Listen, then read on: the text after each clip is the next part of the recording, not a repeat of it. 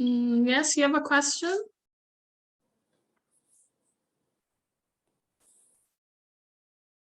Oh, never mind. I came in a little late, so I was just trying to figure out what was next. But I see we have a presentation. So hello everyone. Welcome to a Scrum interview prep. Today, Jane and myself, Umaru, are going to be facilitating. Master, you didn't join the meeting. So before we start one another, and feel free to ask questions, okay? Join them, join. I gave one to you last one. They don't send us. Let me join them. Could you please mute yourself, Pasasa? No, copy that. Okay, so my name is Umaru Jallo. I'm new to the Scrum industry. I just took a class with Victoria. The class is very good. So all new Scrum Masters, you guys should take that. It'll be very helpful. So basically, I'm in the process of trying to break into the Scrum industry. Okay, Jane, you can go. My name is Jane. I'm also new to Scrum and looking for a new Scrum role. Okay, thank you, Jane. So before we start, let's have an icebreaker just to get everyone laughing and forget the stresses of today. So we're going to be doing riddles. So please raise your hands to answer the question. So here we go. The first one is, what gets wet while drying?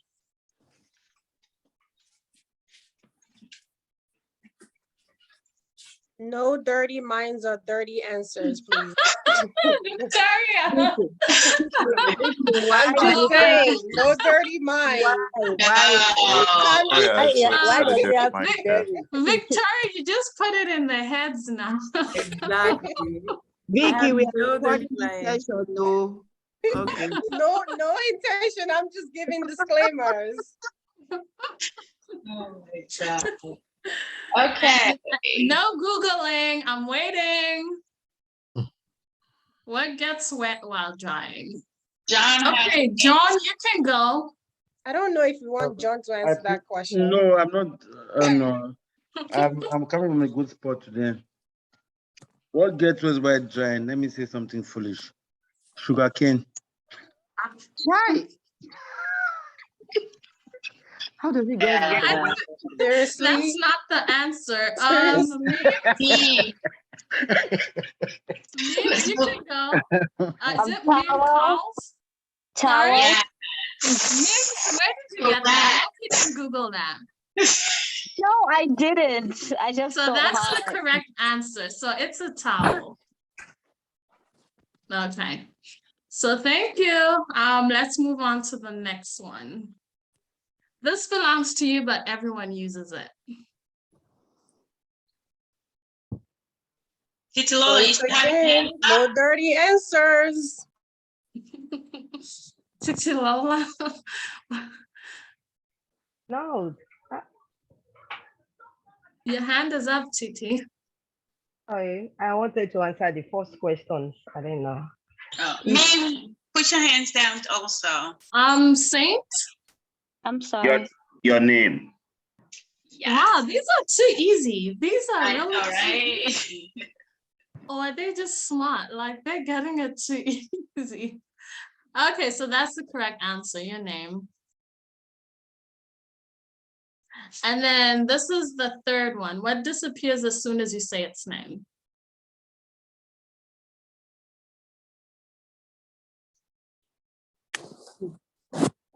The kids. The devil. He said the kids. No. Send me some money, ladies. Vamos. She is saying the right word. She just said it in the chat. She said in the chat. Why can't she say it to us? She is Googling. Because she is silent. No. Victoria said your partner. She That's is silent, true. so I didn't want to say silence. What disappears when you ask your boyfriend for money? You run. John, we have heard you. We have heard you. We have heard you. Please Okay. defend yourself. She can tell us. Going. She can tell us. Okay, so Yeah, why I do you said- say it's silence? I just said silent. Yes. Okay, thank you. What did she say? I didn't hear that. Silence. Oh, I said silence. Yes. okay. Thank you guys. Correct. So that was short. I thought it would be longer. I thought it would take time for you guys to get it. But anyways, I guess everyone here is smart, or I might be using Google. So let's move on to the next thing. So before we start, I'm going to give you guys a couple of tips for your interview. First of all, be on time. As a Scrum Master, you guys should know the most important thing is time boxes. So if you can't manage your time and be on time, how are you going to manage your time boxes, right? Know the interviewer's name, their spelling and pronunciation. No. He has the key. When he's going to work. B, could you kindly mute cannot wait. yourself, please? I think I can mute you. Okay, so know the interviewer's name, spelling, and pronunciation. Some people can be a bit difficult about that, so you don't want to start off on the wrong foot. And then don't have negative comments about your previous employer, even though sometimes you just want to go off, but just don't, because they're gonna expect you, when you leave them, you're probably gonna go say something like that about them as well. Listen carefully to the interviewer, because sometimes if you don't listen to the interviewer, you might misunderstand the question they're asking. The next one, be prepared for any questions. Some may be uncomfortable. Some interviewers don't know that there's certain laws against certain questions you cannot ask, but some may just ask them anyway. So just be prepared for that. And end on a positive note, be memorable, be unique. Like, let that interviewer go and say, oh, well, that person was a bit different. Like, don't be the standard, you know? And then I have a motivational quote for you, which says, believe you can, and you're halfway there, which is by Theodore Roosevelt. So basically, this is for all my new Scrum Masters. Just believe you're a Scrum Master. Believe you have those 10 years of okay, maybe not 10 years of experience if you're that new. Maybe like 5 years along that line, okay? I see Valerie has her hand up. Valerie, what do you want to say? You could go. Yeah, I wanted to contribute on the second point that says know your interviewer's name. Mm-hmm. I don't think I've had experience where another person scheduled the interview, but during the interview session, you meet another person. So in a case like that, how should we handle it before the interview? I didn't quite get your question. You're kind of going in and out.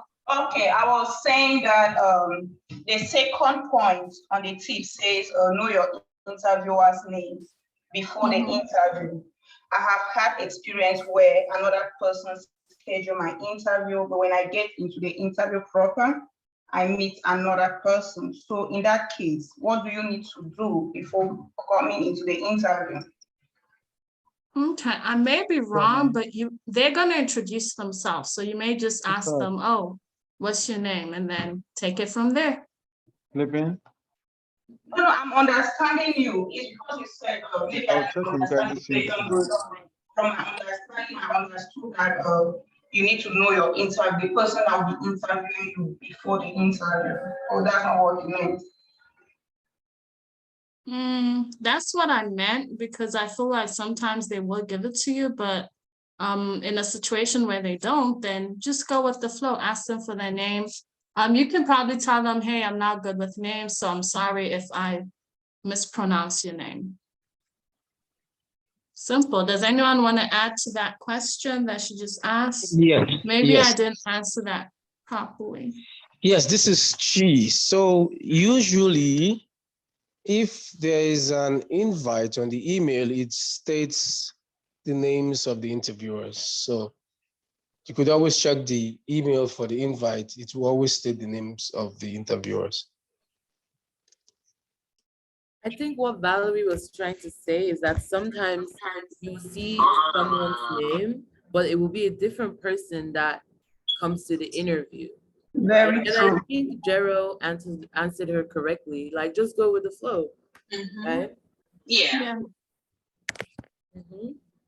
And I see on the chat, she said, shouldn't we also send thank you messages after the interview? The reason I didn't add that, I think that was added in the previous, what's it called? Facilitation we had. So I thought that might be known, but yeah, send a thank you note. You know, like I said, be unique. Any more questions before I move on? Oh, can I say something? Yeah, of course. Okay, I just wanted to add on to what the previous two people said. Sorry, Chi, and I don't know sorry if I forget your name. So usually the names come in with the invites, and you also take that advantage, go on their LinkedIns before your interview, research the people on their LinkedIn, because that's professional. Don't look at their Facebook pages, look at their LinkedIn, stay professional. And yeah, during the interview, sometimes you could just throw that in there, find a line to throw it in there, like, oh yeah, I looked at your LinkedIn. It tells them you are someone who does your homework, right? So just keep it straight. Make sure you do your research on the company and do your research on the person, because they are going to invest in you. So they want to know, oh, we're not investing in the Koreans, we're investing in someone who can think, who can go the extra mile to try to do something, not just think the standard, like, oh yeah, I know this, but yeah. So that's something else you should add to your homework before your interviews. Thank you. Thank you for that, Janisco. Thank you. Is it okay to add something real quick? I should actually use my raise hand button. Just to add something real quick too, in along the line with whomever just spoke. I'm sorry, I don't capture your name. Also, sometimes it's good to research them, right? I notice sometimes when I look them up, if their title is a project manager or program manager or VP or an agile coach, whatever their title is, right? I know what type of question I'm going to be expecting just based on their title, right? So it's important to look them up, because they're going to ask what they know. If they are more project management oriented, most of their question will probably be on team management, project management, all of that aspect, right? And if they're agile coach, then I know, okay, you definitely need to have dot all your T's and everything possible, right? And be ready in that interview, because I know that they are agile coach, and they definitely are going to ask me a lot of information, either when it comes to coaching teams or transformation or aspect of that, right? And I definitely know that I cannot make that much error, right? Because they're going to be able to capture it quicker and faster. So it's good to really look them up, and not just looking them up, look at their title. So that way you kind of have an idea of what type of question to expect when you go on those interviews. And also, how long have they been in that organization is important as well. Thank you for that, Victoria. Okay, moving on to the next one. So we were just in the breakout rooms, and we just wanted to give you guys, in case you didn't get time to go through that, a good tell me about yourself should include who you are, what you currently do, achievements at your current role, or your last role. So they want to know what you're currently doing, if you're currently working with an organization, what projects you're working on. You don't have to go into too much detail, but they just want to know what you're doing, you know. And then they also want to know how you would do it for the role in the company you're applying for. So when you get that is it the interview post or whatever, they're going to tell you what they're looking for. So you could touch a bit on that, like maybe let them know that your strengths are in, like, Your strengths are in what they're looking for, right? And then the next one would be what value you bring to the company and what you want to achieve in the future. So that's about it. Does anyone have anything to add on to that? Yeah, I can say something here real quick. So in addition to what you are saying here, just try to make sure this tell me about yourself is really short. 2 minutes, 2.5 minutes tops. I would say under 2 minutes, practice it, rehearse it, and just go straight to the point. Just talk more about your strength because they'll have the opportunities during the interview to try to poke your weaknesses. Talk mostly about your strength and don't go talking about, hey, I came from Cameroon, I came from Ghana, I came from this. No, that's using time you don't have, right? Just go straight, hey, this, I'm a Scrum Master, blah, blah, blah, certified this, I work this, and then you go from there. Just tell them about the good stuff you want them to hear because you're trying to sell yourself. Just think about it like you're selling this house. You want this person to buy this house. You're selling yourself. You want them to hire you. So you're taking an opportunity to just hit. And don't, yeah. Try to put it on the 2 minutes. Make sure you rehearse, call a friend, a couple of friends, and just rehearse in front of them so they can tell you where you're going wrong or right. So it goes smoothly and you're not, so they don't, that's how you know someone is lying. So that's all I got to say. Sorry. Thank you so much, Janiska. So we're going to move on and Jane is going to take over from here. Okay. Hello, everyone. Thank you for attending. And I have a couple of scenario questions and a couple of regular questions just to see where everyone is. So let me move this. Okay, so I have my first question. Let's say you go into your first backlog grooming and you realize your dev team does not understand relative sizing at all. What do you do next?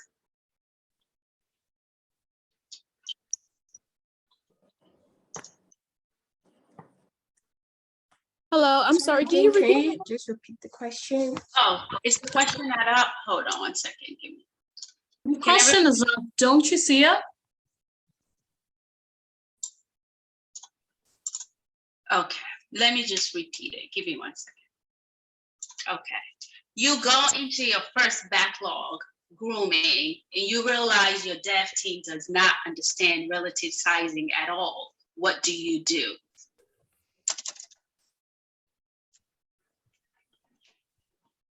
Is that for anyone to answer?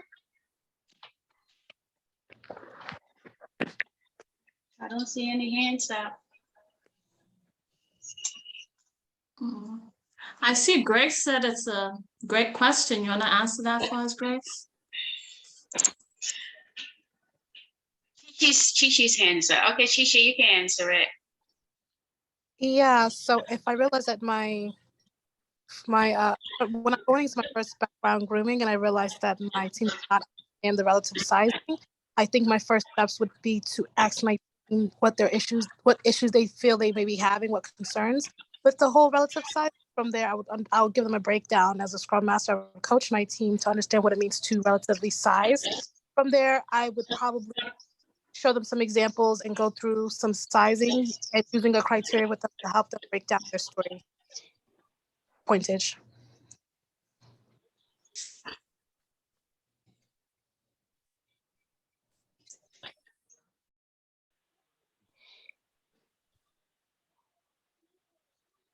Thank you. Okay.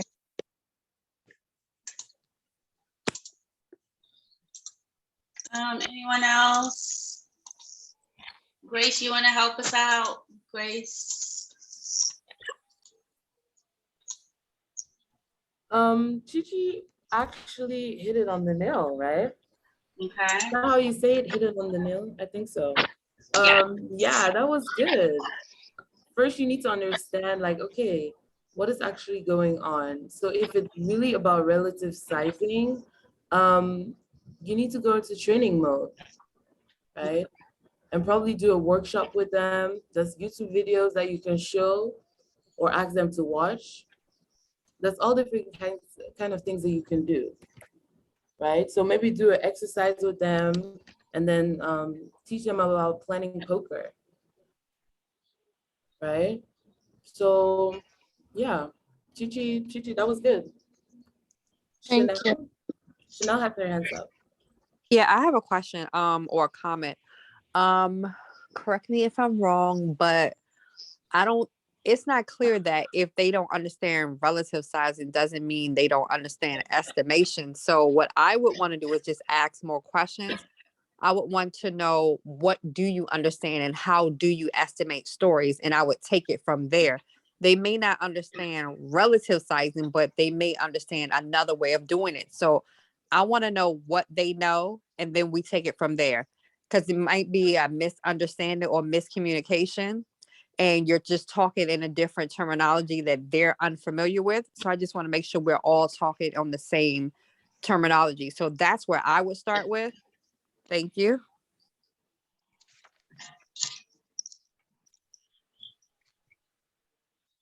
Thank you.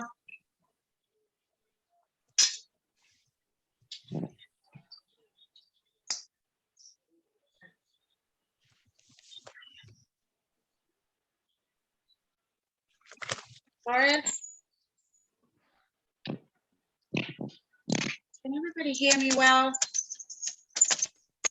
We can hear you. Okay. Doris, you have your hand up.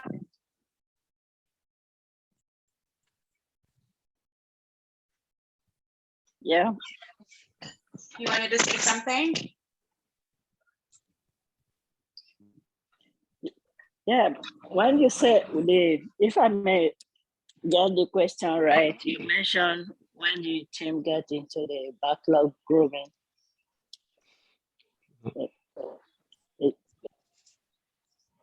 Hello?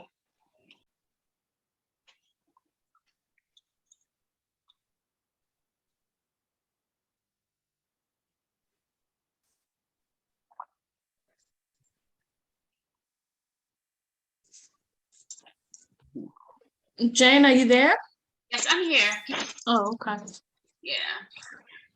She asked the question if it's the right time to start coaching when you're in the you come into a group and just start changing.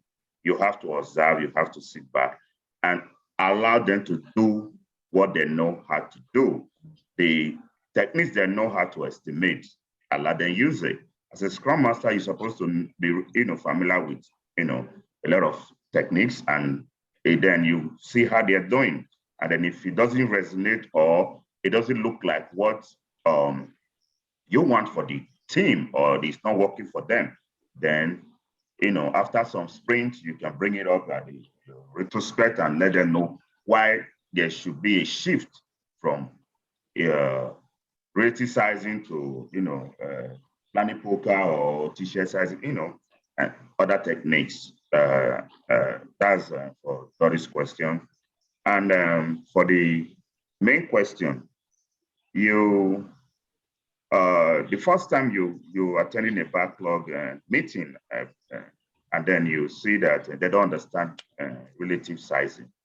All you have to do is to sit down, take your note, observe what they know how to do, and let them go with what they know how to do. Before you came, they were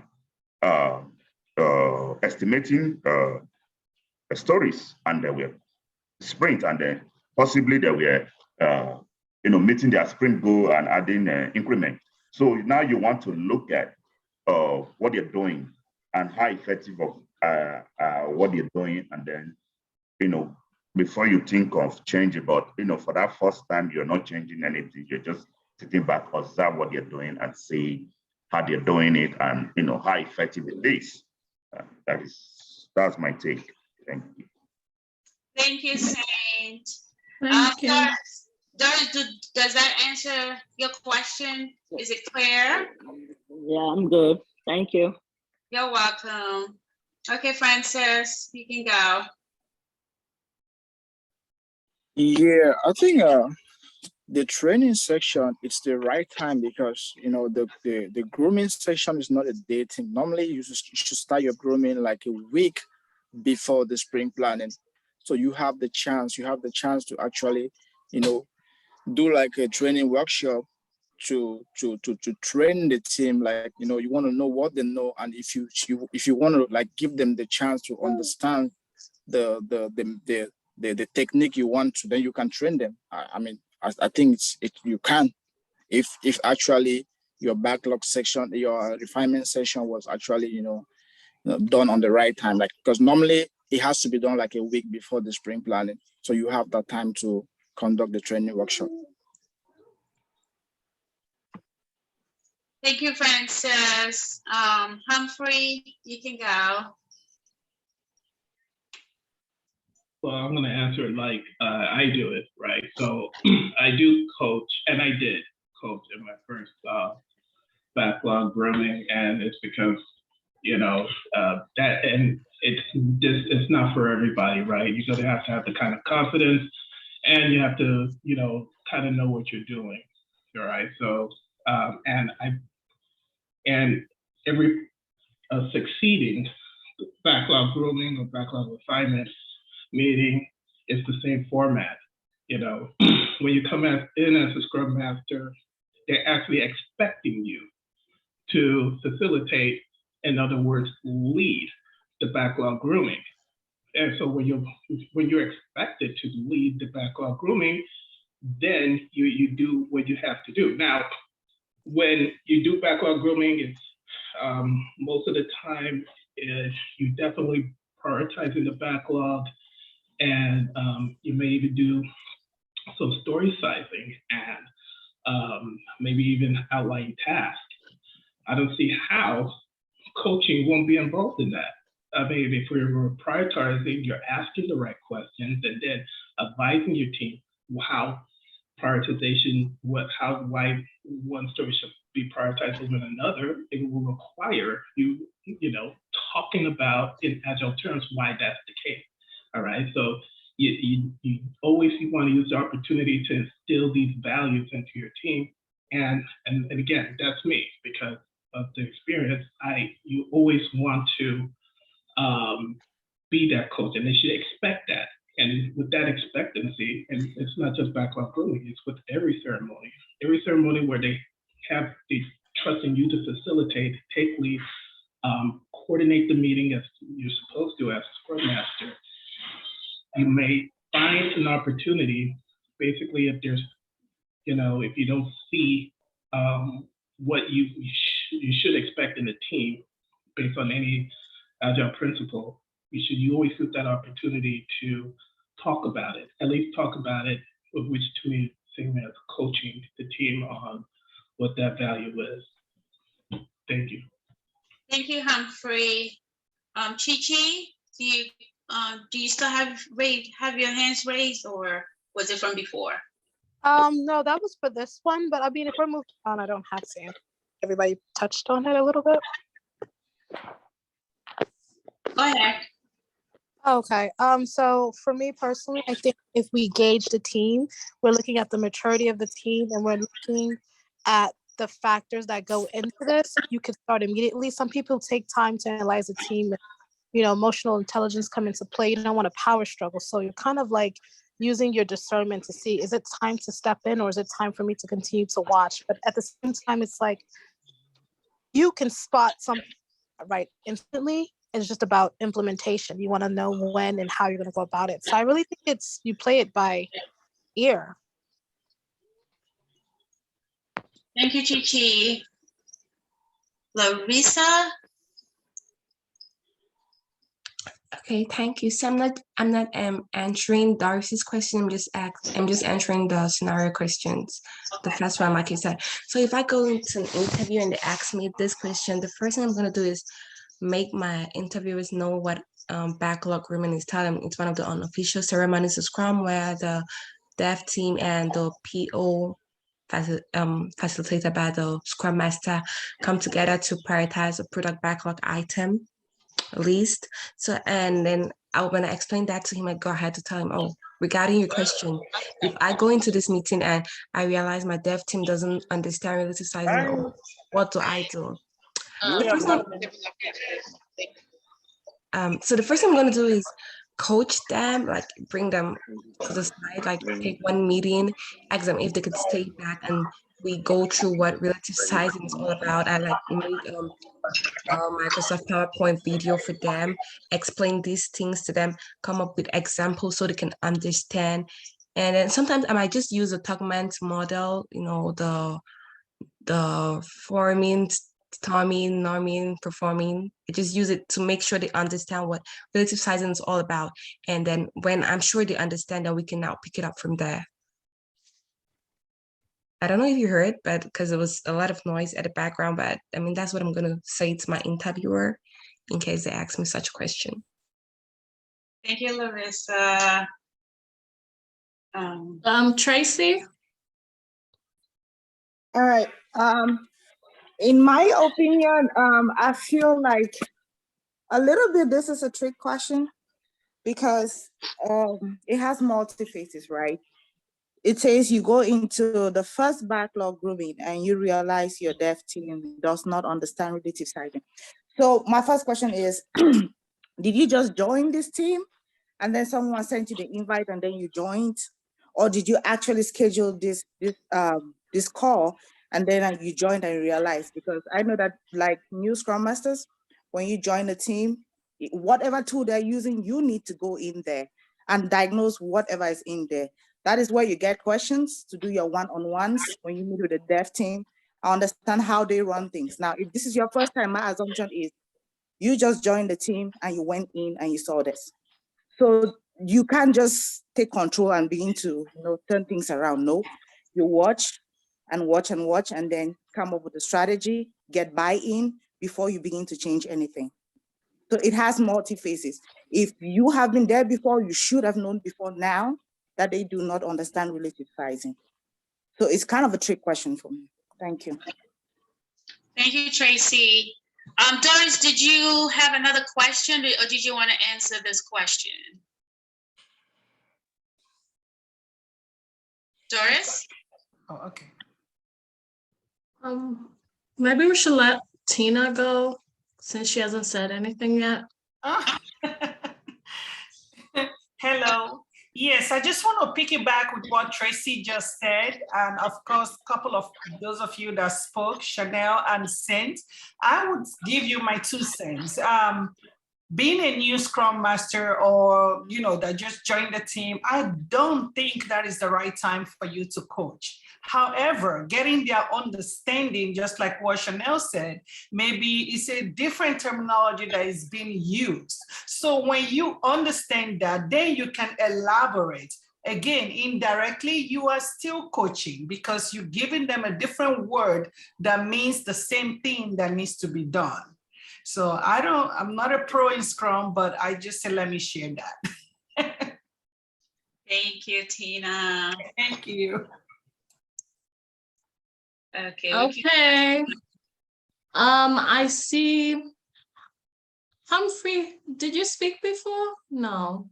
You could go, Humphrey. I did, but okay, so let's give Muhammad a chance and then you can go, Humphrey, okay? Sure. Thank you. All right, thank you guys. So for me, if I'm into this situation or as a Scrum Master, the first thing I will do just join a team. I believe almost everybody have said it. You observe before you do any changes, because as a Scrum Master, it's one skill that you have to get to observe, before you do anything else. So when you go into a room or a meeting like that, you see that your team they do not understand relative sizing or estimation. You have to observe, and also after observing, you will not go ahead to make a changes. You have to ask questions. Why?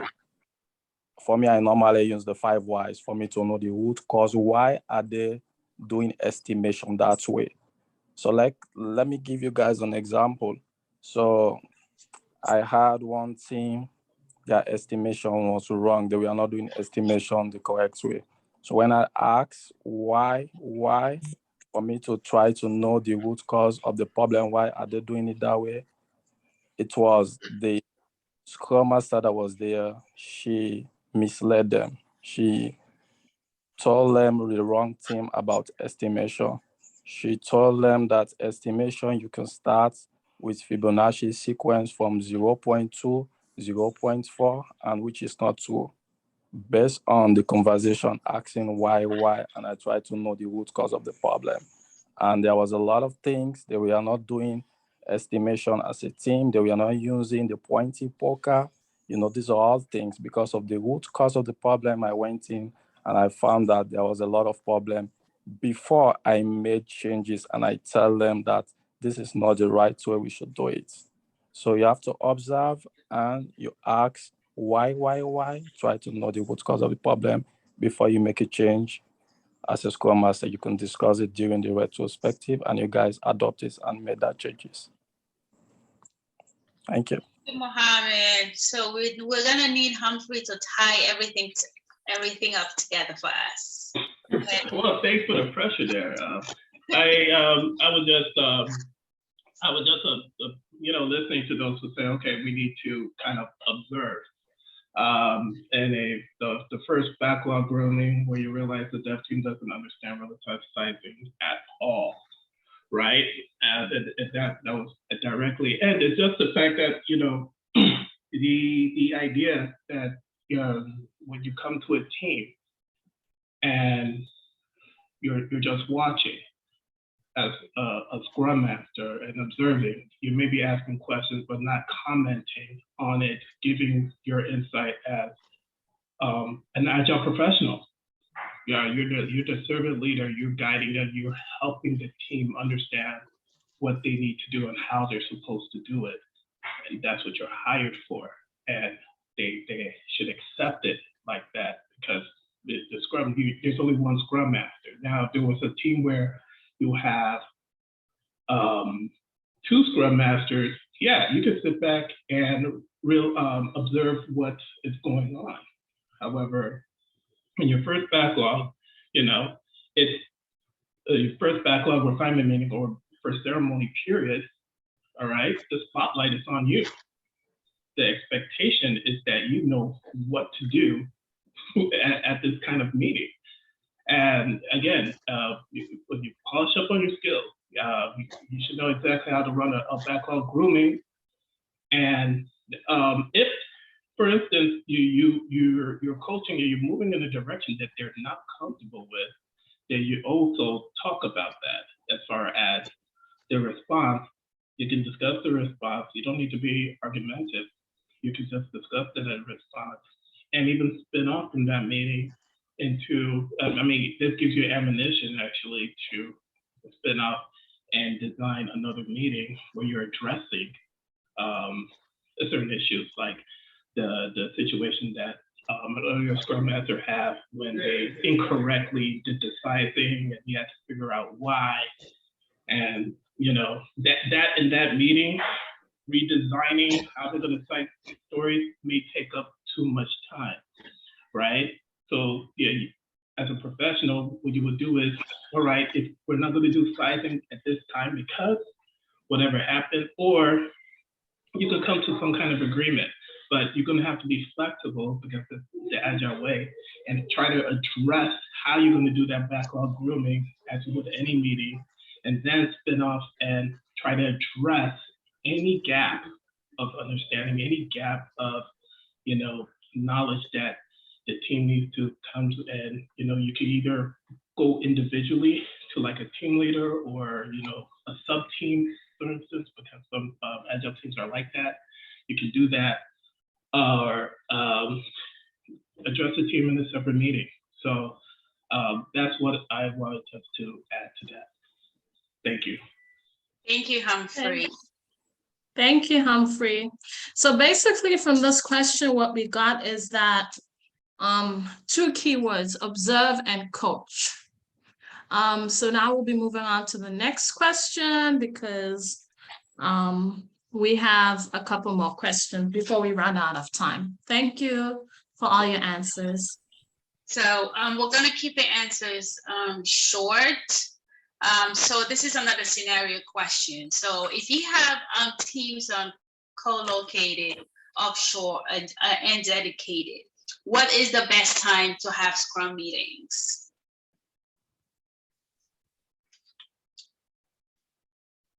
Doris and Mohammed, your hands are still up. Do you mean to leave them up? Thank you. Excuse me? Doris, do you mean to leave your hand up?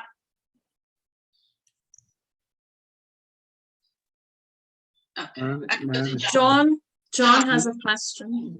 Yeah, so co-located and offshore teams. I actually have the situation like that right now. I have teams in India, I have a team in, not teams, members in Dublin, and that's in Ireland. And the best time for our meeting is, the first Scrum call is 7:15 a.m. Eastern. That's American time, because that's about 6 o'clock in India. So we put it in such a way that it's going to accommodate everybody. So most of the Scrum ceremonies are in the morning in American time, because the Indian folks, we have to accommodate them. So if I say 7 o'clock in America, it's about 6:30, 6 p.m. in India, and it's about 2 o'clock in Ireland. So that's a good time that accommodates everyone. So just about the right timing. If we move it to 10 o'clock American time, we're going to have the folks in India working so late. So in order not to make them work late, we put it at 7 o'clock or 7:15. So it accommodates Ireland, India, and America. Thank you. Can I ask a question? Is that something that you came up with? Is that something that everyone got together and came up with the best time that works for everyone? Before I came to the company, most of the meetings, apart from Scrum meetings, all stakeholders meeting, all the meetings apart from Scrum, all the meetings were put in the morning to accommodate the Indian folks. So when I came in, I'm more of an Agile coach and Scrum master. So when I came in, I met the new Scrum master. So she told me that's how the meetings were being scheduled. So I just joined the chorus. Thank you, John. Mm-hmm. So I can go with Sheriff. Yes, hi. Yeah, so I just wanted to add my 2 cents on this. Yeah, so in this kind of situation, what I will do, right? Because right now I have a team where, we have kind of like a mix like this, is just kind of discuss with the team, right? Let's see what will be the best time for everyone. As a Scrum Master, I try not to give the answers to all their questions. It's always best if the team are the ones coming up with the solutions. So in this situation, what I did for my team, ask them what would be the best time for everyone, right? So I also have team members in India, I have some team members in Libya, and everyone else is in America. So in speaking with them, I realized the end of the day for the people in India is kind of like the start of the day for us.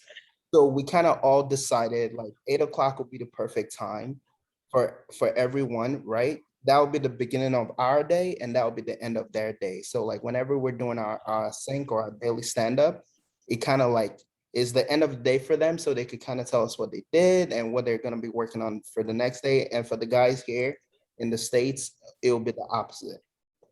So that's my 2 cents. Thank you, Sheriff. Okay, Doris?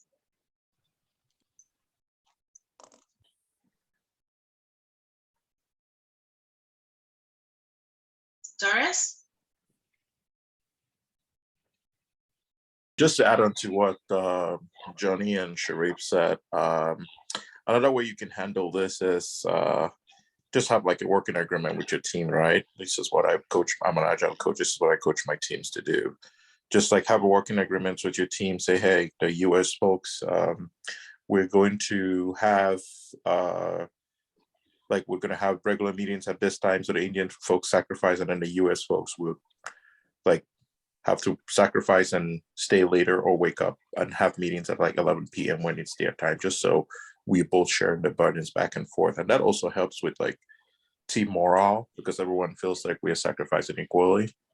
And there are a lot of ways you can deal with this. It's just all about what the team decides on a general consensus. So the Scrum Master, you need to try to not be dictating to the team. Just let them try to figure it out. So guide the conversation so they go to like figuring out this is what we want to do versus this is what I as a Scrum Master want you guys to do. So yeah, I don't know if that makes sense. It does. It does. Thank you, Okay. Janine. Yeah.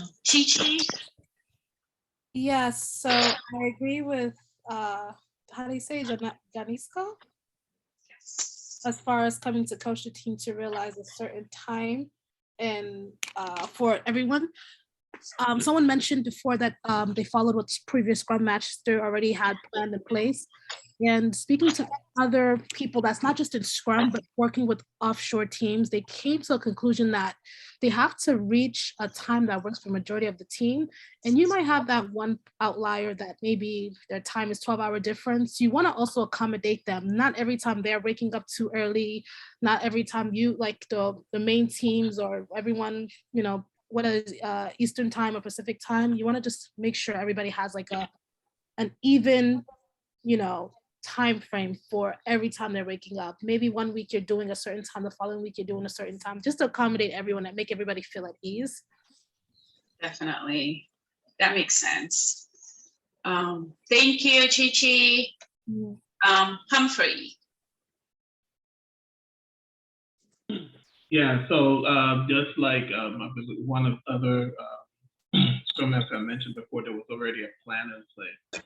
One, and this is, you can also say this in an interview, I've always used this example because I wasn't necessarily a Scrum Master. I was actually a BA on a team, but that was an offshore team. And we met every day at a specific time, which was like their evening. And it was our mornings. And that other ceremonies actually had to be satisfied within that window. And as a result, for instance, a daily Scrum couldn't be every day. You know, like you have to prioritize sometimes. You have to, instead of using that daily stand-up slot, you have to do the refinement. And I remember on this team, the retrospective was kind of different. Like you could do multiple retrospectives and eventually have one retrospective. So you have to be very fluid. And I remember talking about this in an interview, exactly that you know, these ceremonies basically, because the team was in India and, you know, and I was in the Midwest, I believe, Chicago at the time. And so that's what happens. That you have only a set time that you can meet, and everybody's awake and clear enough to go through a meeting. That's my 2 cents. Okay, so I guess what we got from this is that we should all everyone should come together and get a best time that works for everybody, or we could rotate times for different locations. Okay, moving forward, let's go to the next question. Describe a problem or risk you identified before it became urgent. What steps did you take to alleviate the problem?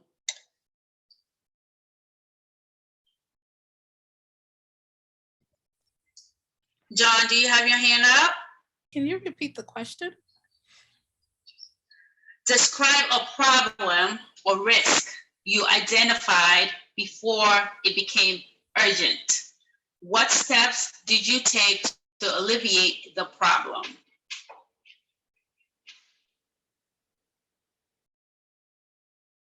Humphrey?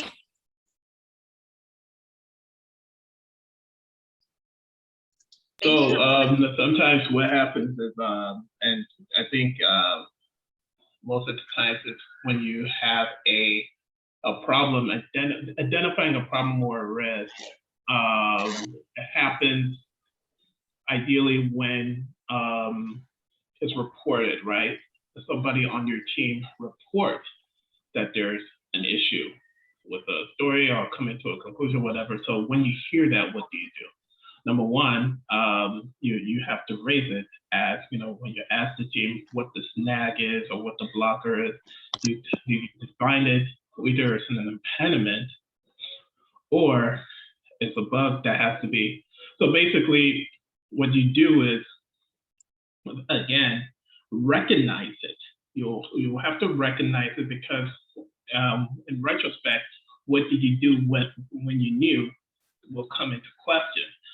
And what did you do when it happened? So basically, once you recognize that, there should be stuff that you do. So one of the steps you would do is, you'll update it. You now mark the story at risk, or mark an impediment or log an impediment on that date. So that impediment has a date stamp, all right? And then when you discuss with your team how we can go about resolving, if it's a bug, then then you have a bug, not an impediment, but a bug or a defect.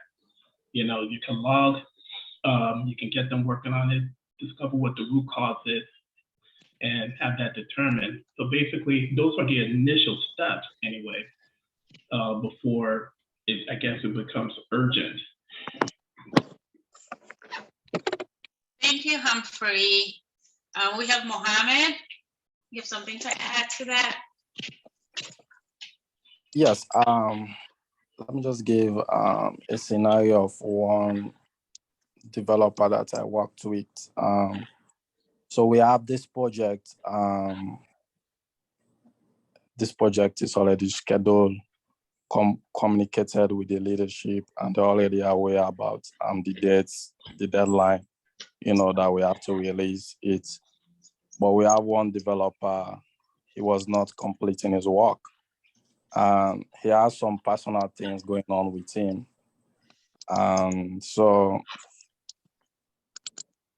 I, as a Scrum Master, have to talk with him, for me to know what is going on with him. I have one-on-one discussions. And he told me a lot of things that is going on with him and his family, so he's kind of stressed up. As I'm talking, he has even left our company. He said he wants to stay away. It's not like he's going to another company. He's not working. He just wants to stay away because he's not okay with him. He says he's having some mental issue going on with him.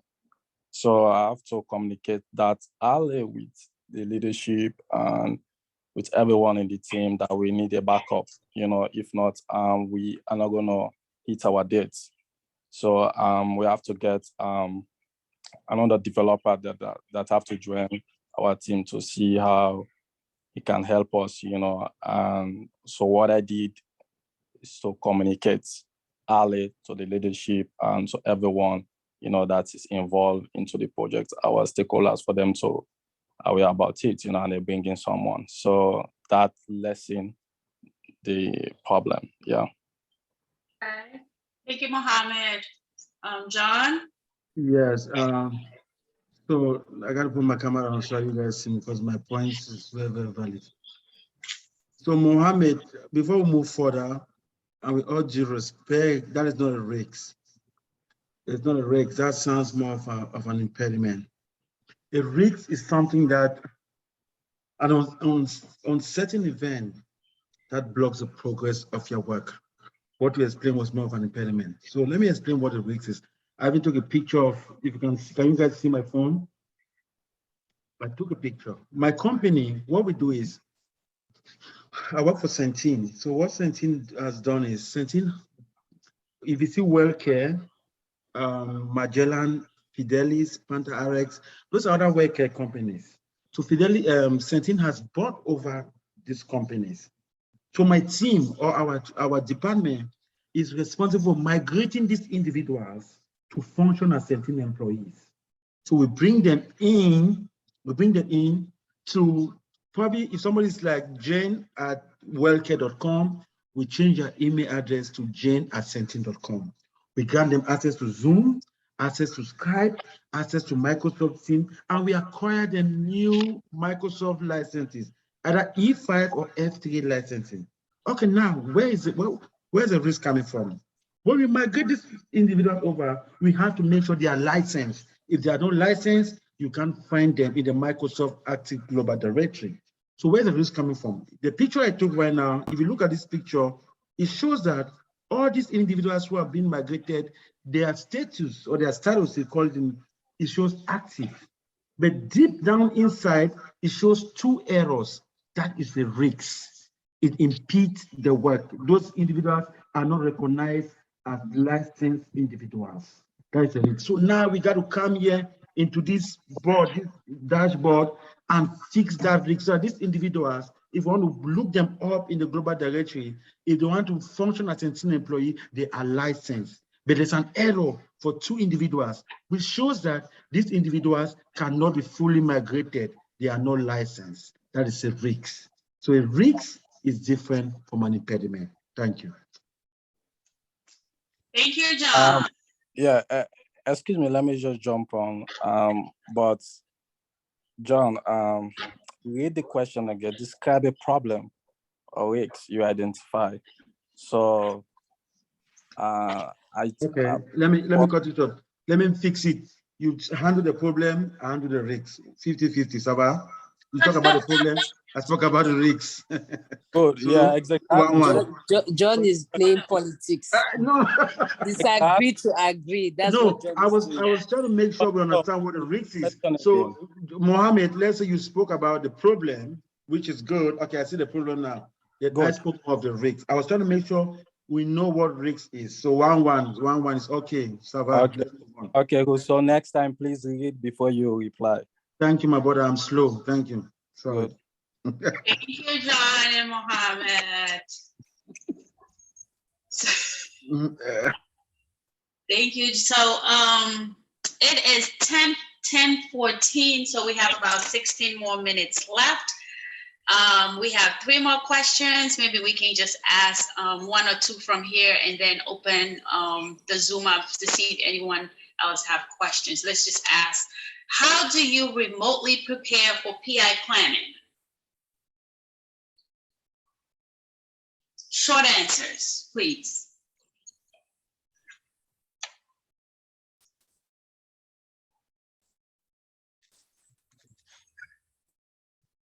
Mohammed, do you see your hands up, or we go to Humphrey?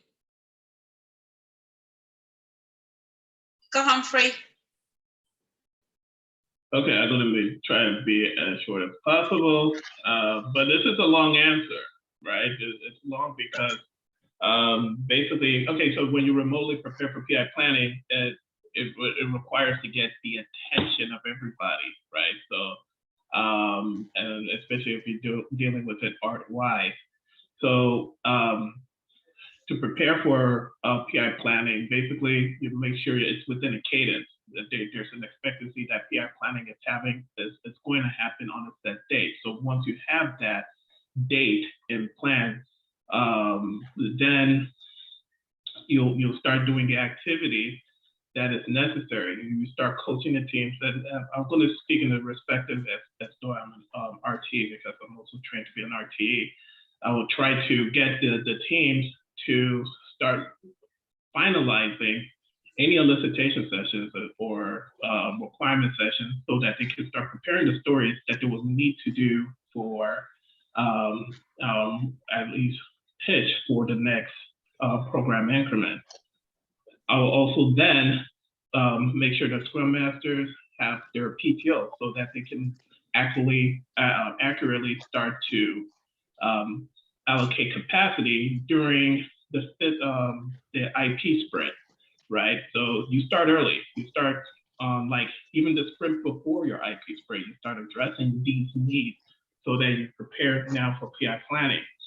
Then if you have an Agile team, basically you start to coordinate. Now technology will be a huge issue. So basically you will have to use a tool, some use ServiceNow, others use Mural, so that you can have the program boards set up with all the teams. You have to coordinate that, start to address who can help you with that, to set up the whatever you need to do on that so that you have a successful PI planning.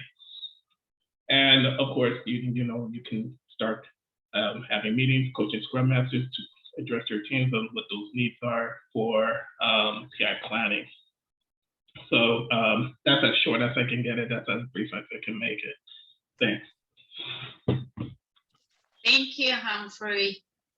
John, you have your hands up. You can go. No, that's an own hand. I'm sorry. Oh. Okay, anyone else have anything to add to that? Tracy. All right. So when it comes to PI planning preparedness, what we do on our team is our team has identified the days we have a section in Confluence where already each team's dashboard has been prepared. So we go ahead and schedule those meetings in advance and share it with everyone who wants to attend. When it comes to the PO, we are already identifying PI objectives and kind of moving the stories in already. We're already doing the pre-work, all the shell stories, we are moving it in. So, but we always try to keep the team focused on the current sprints just because we still need to deliver. So we try not to take away time from that. That's it. Thank you so much, Tracy. So I don't think we're gonna have enough time to ask the next two questions because we're gonna open it up, see if anyone has an interview question that they've been asked before during an interview, you would like answers to. So do anyone has like an urgent interview questions that they would like answers for?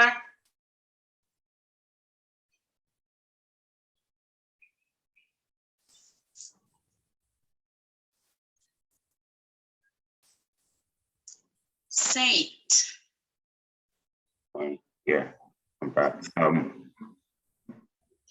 The questions I want to get clarification on. Tell me one thing you like about Scrum and one thing you hate about Scrum or Agile.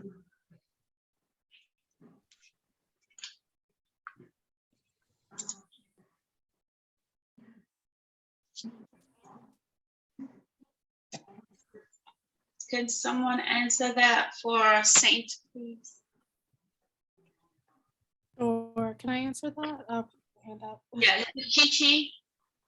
So what I like about this question first is no wrong or right answer to this. It's one of those questions where it's free form and you can give personality to. I would say to what I love about Scrum is that it's fast and it's, you know, it's never a dull moment. You never know what you're gonna get. And it's just room for continuous improvement, whichever way you deem and whichever way you feel you wanna, you know, progress with your team. That's what I would answer. And if you answer the second half of the question, which is what you do not like, I think that's a trick question there.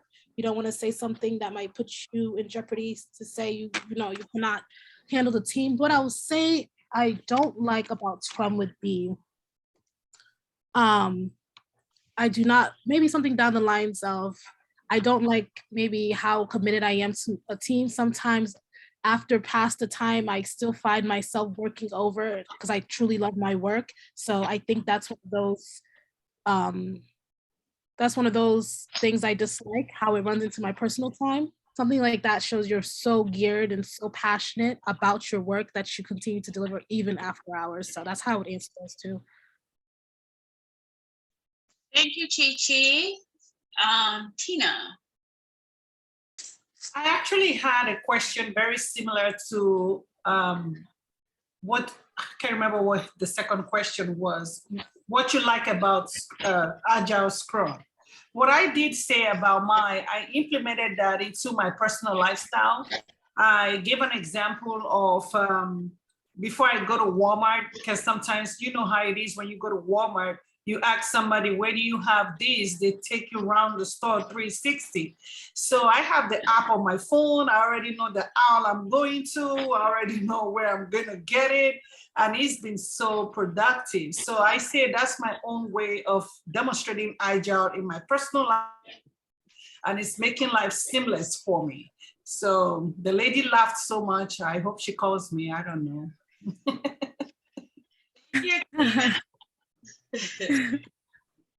John. What I like about Scrum is Scrum focuses more on Scrum and Agile focuses more on teamwork. So working as a team, it helps us, it makes us help one another.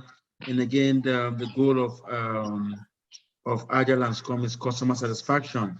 So it makes me happy that we're actually delivering the right thing to the customer and are actually delivering the right thing at the right time, because we want to move things earlier to the market. So that's what I like about Scrum. What I don't like about Scrum is Scrum does not fit in every project. I would like Scrum to fit perfectly in every project. That's my response. Thank you, John.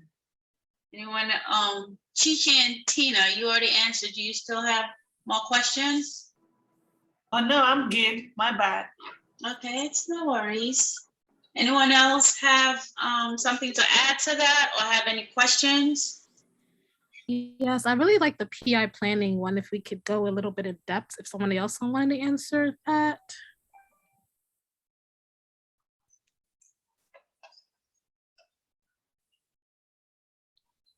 Umara, can you pull it back up, please? Mm-hmm.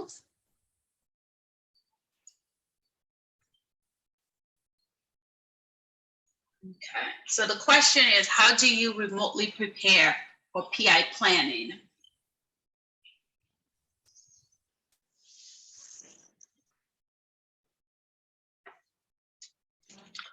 Does anyone else want to take a stab at it?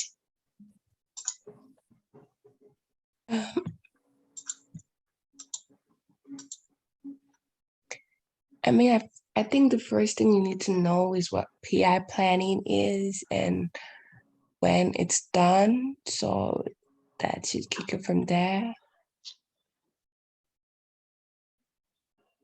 Thank you. I don't know who that was. That's Larissa? Sure. So PI planning is program increment planning. I think it's kind of equivalent to sprint planning. I mean, I guess. Can a working Scrum Master help us out with this one? Well, I'm sorry, I'm not a working Scrum Master, but I'm a product owner. So PI planning, it stands for program increment planning. It usually happens after the previous PI is completed. And I could tell you how I prepare for it remotely. I've never done PI planning face to face. I've always been remote since I've been a PO. And normally we have about 5 increments that we work on.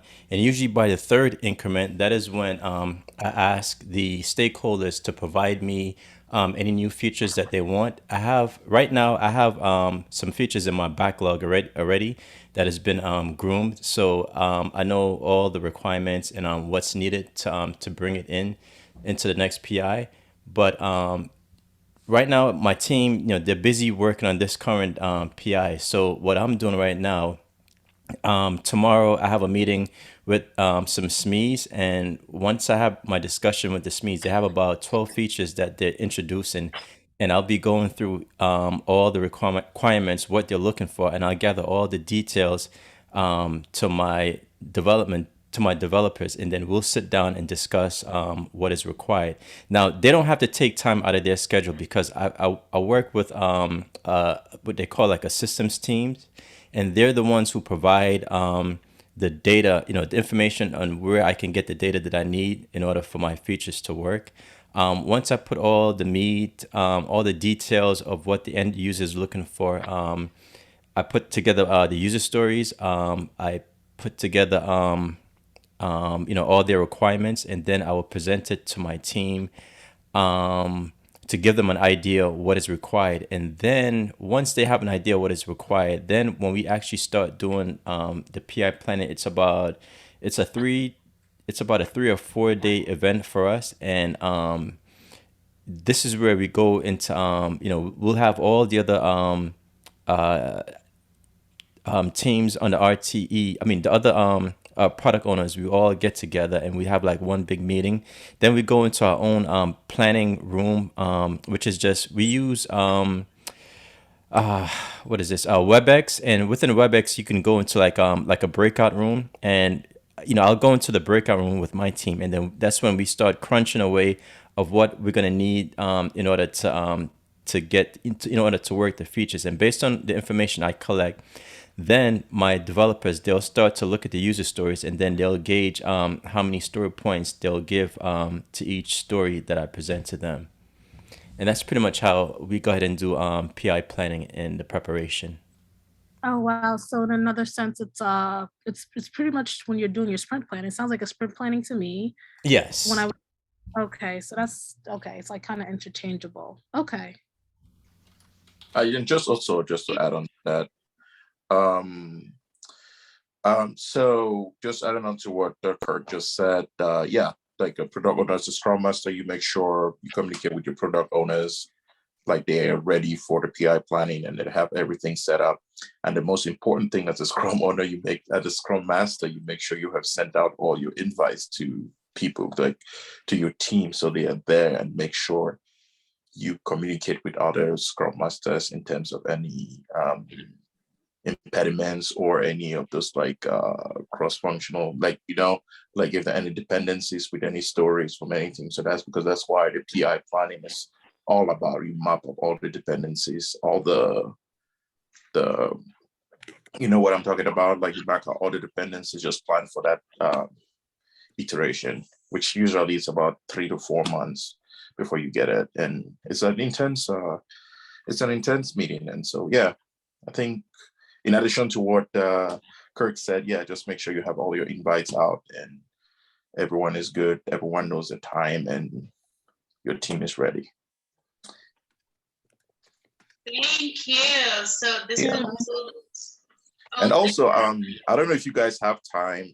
I just have like some questions here, which a lot of my students have had. I think students who have interviewed with Infosys. I was going to share them with the